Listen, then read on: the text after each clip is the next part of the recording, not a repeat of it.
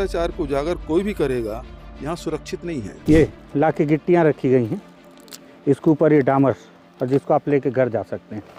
तो इस तरह की सड़क की रिपोर्टिंग हमारे साथी ने की, सज़ा मिली, इनाम मिला। इनाम में क्या मिला? सजाए मौत।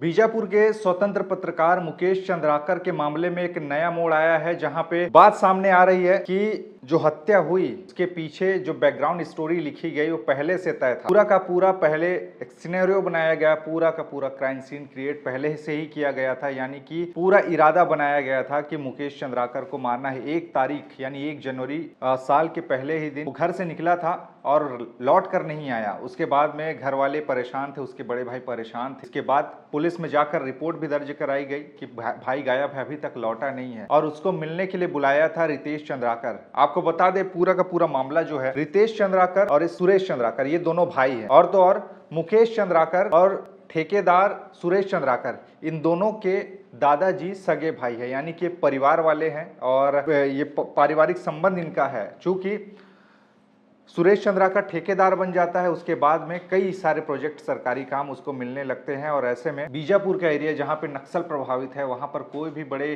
कॉन्ट्रैक्टर वहां पर ठेका लेना नहीं चाहते, और सरकार भी स्थानीय ठेकेदारों को ही देकर सब काम करवाते हैं, क्योंकि घोर नक्सल प्रभावित एरिया है। वहाँ पर हमेशा कभी न कभी नक्सली ऐसे निर्माण कार्यों में, विकास कार्यों में बाधा पहुँचाते हैं, और सुरेश चंद्राकर को ही इसका ठेका लगातार मिलता रहा।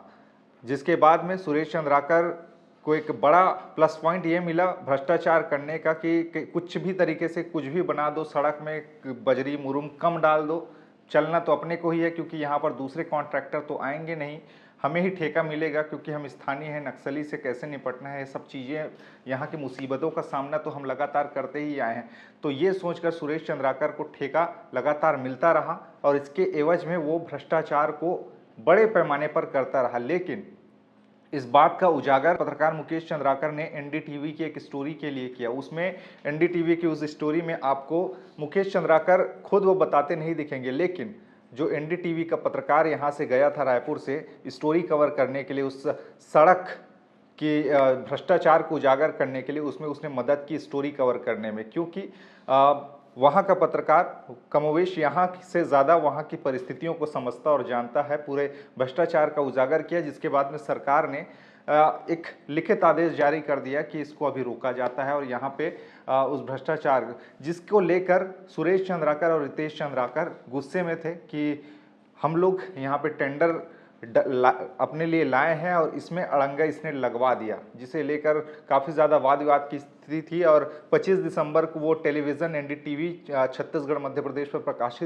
प्रसारित भी होता है, और उसके बाद में सरकार ने एक्शन लिया कि उस ठेका को ही कम कर दे, यानी कि 50 करोड़ का जो टेंडर था वो 120 करोड़ का पहुंच गया, और उसी भ्रष्टाचार का उजागर मुकेश चंद्राकर ने सहयोग किया था एनडीटीवी के लिए।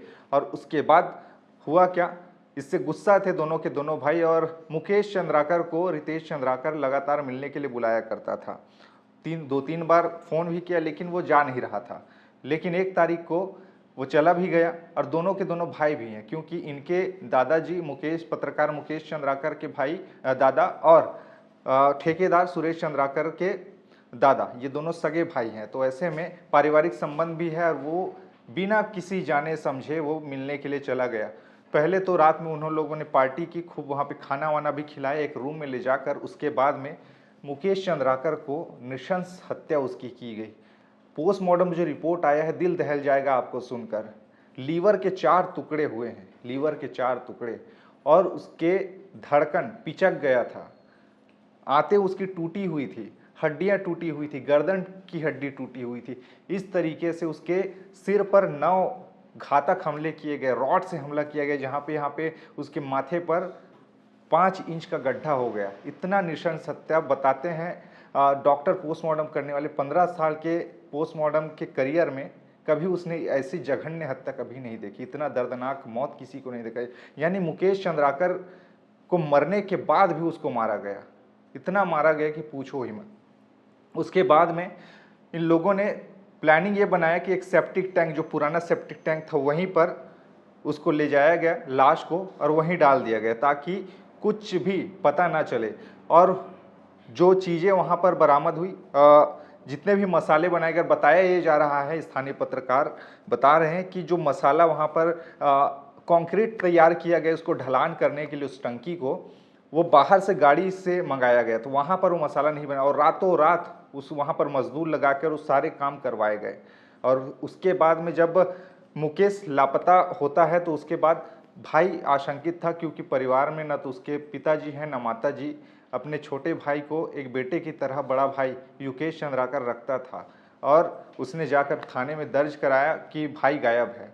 पुलिस ने भी आरोप लग रहे हैं, स्थानीय पत्रकार उठा रहे हैं कि पुलिस ने भी इसमें बहुत देर लगा दी केस को लिखने में। और तो और जब एसपी से बातचीत की गई तो एसपी भी बहुत ही रूढ़ तरीके से बात किया, जो काफ़ी ज़्यादा भाई के लिए काफ़ी ज़्यादा पीड़ादायक रहा।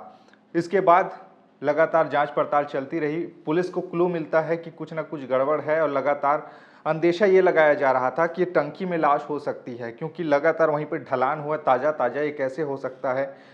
तो पत्रकारों ने इसकी मांग की पुलिस वाले से, टीआई से कहा कि इस टंकी को तुड़वाइए। तो टीआई का कहना था कि इस टंकी को मैं नहीं तुड़वा सकता, तहसीलदार के नज़र के सामने में तोड़े जाएंगे। तो उसके बाद में 3 तारीख को टंकी तोड़ा जाता है और टंकी के अंदर मुकेश चंद्राकर की लाश मिलती है।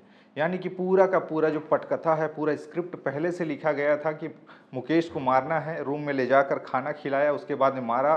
अब उस साक्ष्य को भी मिटाने की कोशिश की गई, जो प्लेट में खाया गया था, जिन थाली में खाया गया था, पत्तल में खाया गया था, उसको जलाने की कोशिश हुई, उसके सबूत भी मिले हैं। साथ ही साथ अब इस मामले में पुलिस कार्रवाई कर रही है और संभवतः जो एसआईटी की टीम बनाई गई है उसमें जो अधिकारी शामिल हैं उनको भी हटाया जा सकता है, बदला जा सकता है, क्योंकि पूरे छत्तीसगढ़ के जितने भी पत्रकार हैं, चाहे वो रायपुर प्रेस क्लब हो, चाहे बीजापुर के पत्रकार हों, सभी ये मांग कर रहे हैं कि जो संदेह के दायरे में जो अधिकारी हैं उनको उस टीम में रखा न जाए। भैया, दूध की रखवाली का जिम्मा बिल्ली को नहीं दिया जा सकता। तो ऐसे बहुत से अधिकारी हैं जो बाहर के भरोसेमंद अधिकारी जिन्होंने ऐसे केस को हैंडल किया है, छत्तीसगढ़ के बड़े बड़े अफसर हैं, उनको ये काम दिया जाए और उनको हटाया जाए जो एसआईटी की टीम में, क्योंकि ये जांच को प्रभावित कर सकते हैं। साथ ही साथ एसपी को भी हटाने की मांग कर रहे हैं कि एसपी की भी संलिप्तता इसमें दिखाई दे रही, क्योंकि सुरेश चंद्राकर के साथ एसपी वहाँ के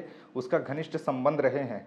तो कहीं ना कहीं इसमें कॉल सीडीआर खंगाले जाएं और उनकी भी जांच की जाए, इनके कॉल रिकॉर्डिंग्स भी खंगाले जाएं, इनकी भी जांच बैठनी चाहिए यहाँ के एसपी कलेक्टर्स का। ऐसा करके पत्रकारों का मांग है। और आखिर इस पूरे मामले में आखिर होता क्या है, देखने वाली बात होगी। चूंकि अब सभी आरोपी पकड़े गए। सुरेश चंद्राकर को हैदराबाद से गिरफ्तार किया गया है। पहले एक कार में उसकी पत्नी और उसका ड्राइवर मिला, जिसके बाद में उसके क्लू के आधार पर सुरेश चंद्राकर को हैदराबाद से गिरफ्तार किया गया और 3 आरोपियों को दिल्ली से गिरफ्तार किया गया।